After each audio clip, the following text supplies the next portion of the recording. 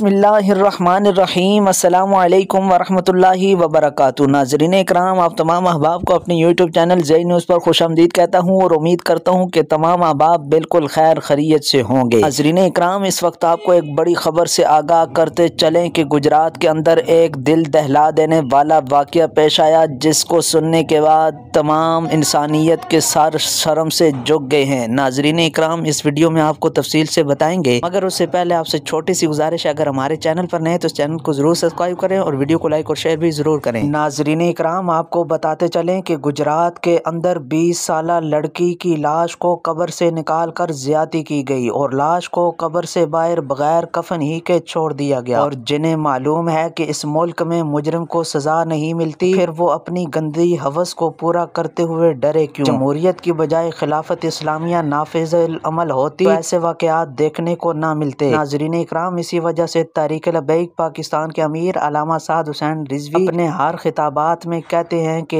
मुल्क पाकिस्तान के अंदर हमने इस्लाम का कानून नाफिज करना है। जब इस्लाम का कानून नाफिज होगा कि पाकिस्तान के अंदर से इन बुराइयों की जड़ खत्म हो जाएगी। नाज़रीन इकराम, हम सबको चाहिए कि तहरीक लब्बैक पाकिस्तान का कर साथ दें और मुल्क पाकिस्तान में इस्लाम के निज़ाम के लिए अपने हिस्से का काम करें।